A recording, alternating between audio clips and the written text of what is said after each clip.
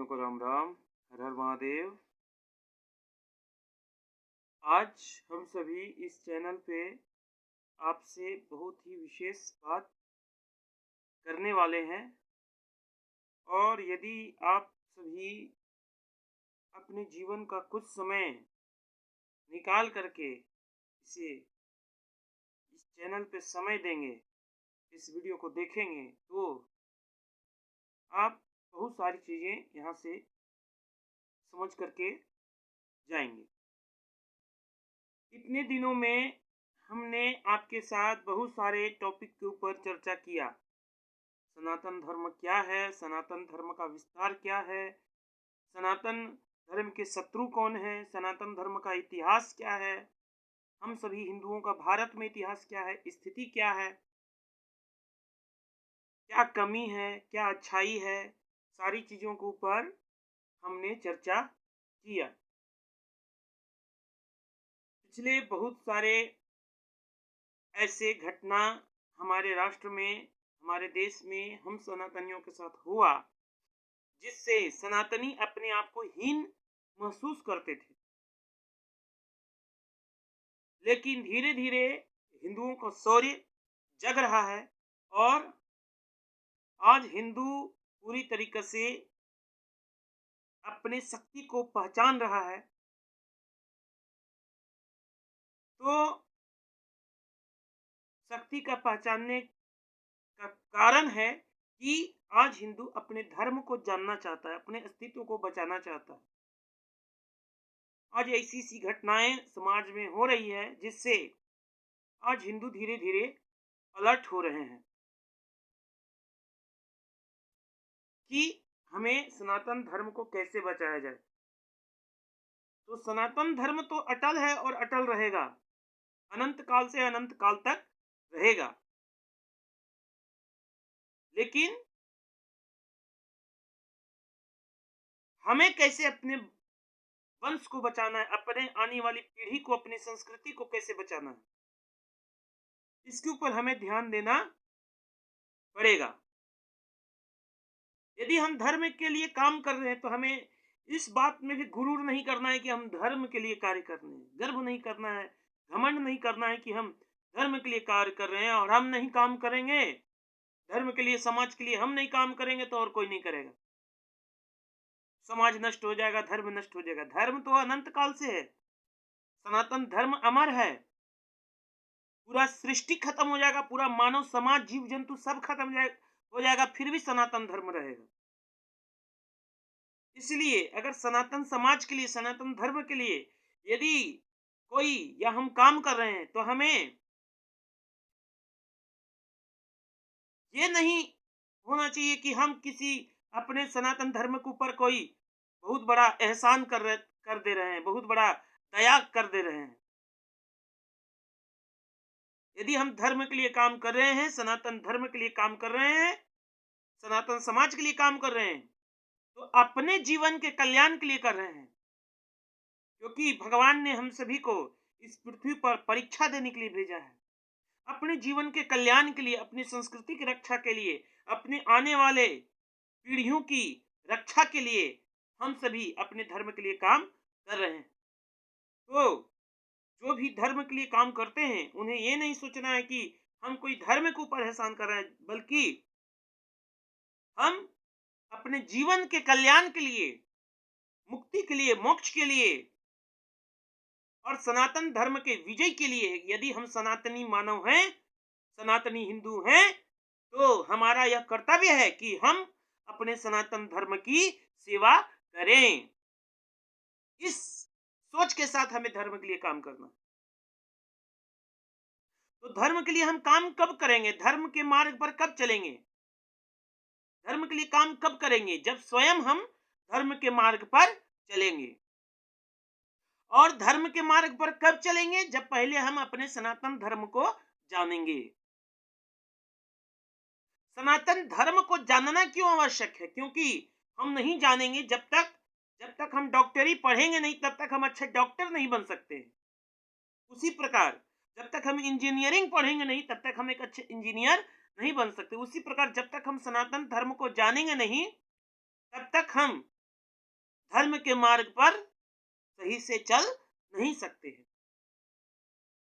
इसलिए धर्म के मार्ग पर चलने के लिए धर्म को जानना बहुत ही आवश्यक है।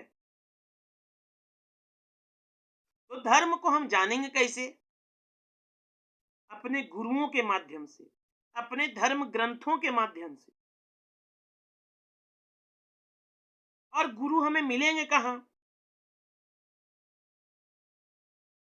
तो सनातन धर्मियों का सतयुग से गुरु सच्चे ब्राह्मण और ऋषि मुनि होते रहे हैं। तो हमें उनकी शरण में जाना पड़ेगा। वे मिलेंगे कहाँ? तो यदि हमें सनातन धर्म को जानना है तो हमें मंदिर जाना होगा।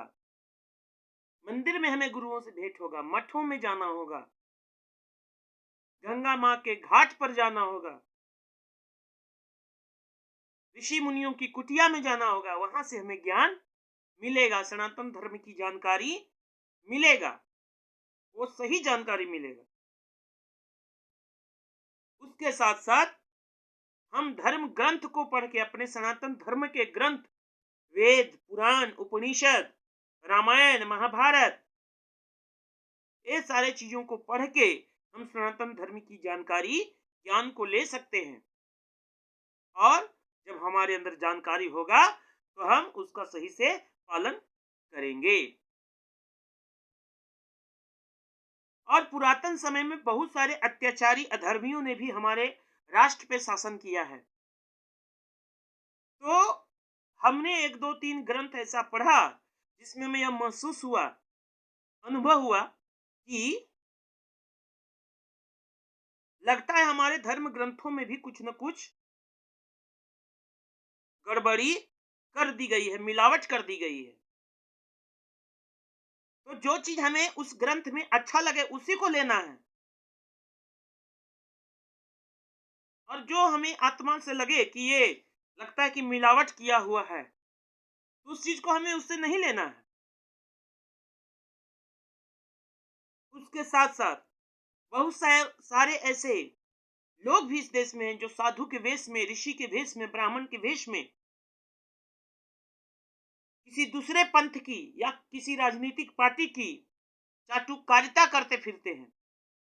और चाटुकारिता करते करते वे इतने उसमें लिप्त हो गए हैं कि धर्म का भी सत्यानाश कर रहे हैं, धर्म के साथ भी खिलवाड़ कर रहे हैं। तो ऐसे लोगों को अपना गुरु नहीं बनाना है। हमें अपने अंतरात्मा में सोचना है कि हमारा गुरु कौन हो सकता है। तो हमारा गुरु वो हो सकता है जो हमें सत्य के मार्ग पर ले जाए, धर्म के मार्ग पर ले जाए, मुक्ति के मार्ग में ले जाए, मोक्ष के मार्ग में ले जाए, जिससे मानव का, सनातनी समाज का कल्याण हो, वो ले जाए, सही मार्ग पर ले जाए। ये हमें अपने अंतरात्मा से समझना होगा। वैसे किसी सच्चे ब्राह्मण गुरु को, साधु सन्यासी को, ऋषि मुनि को अपना गुरु बना करके कार्य करना होगा।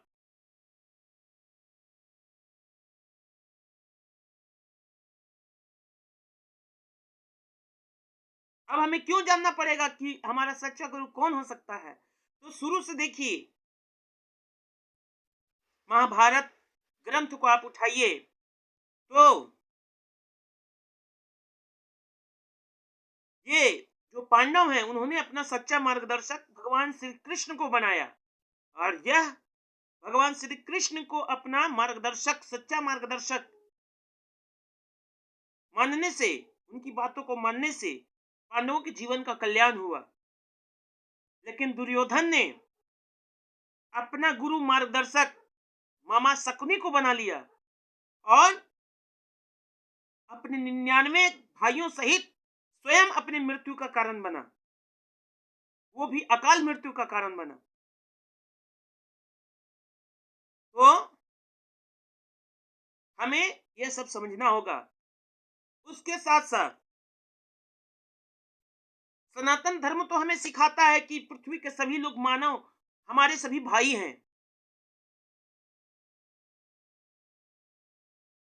लेकिन हमें किसी और दूसरे को, दूसरे कम्युनिटी को अपना भाई मानने से पहले हमें अपने ग्रंथ के साथ साथ दूसरे के भी पुस्तकों को पढ़ना बहुत ही आवश्यक है, दूसरे कम्युनिटी के।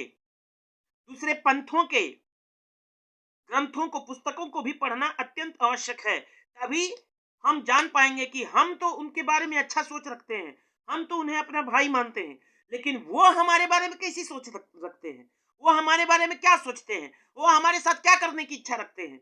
कब हम जानेंगे? जब हम उनके भी ग्रंथों को, उनके भी पुस्तकों को पढ़ेंगे तब। इसलिए अपने ग्रंथ को पढ़ने के बाद दूसरे के पुस्तकों को भी, दूसरे पंथ के पुस्तकों को भी पढ़ने का भी कलयुग में अत्यंत आवश्यक है।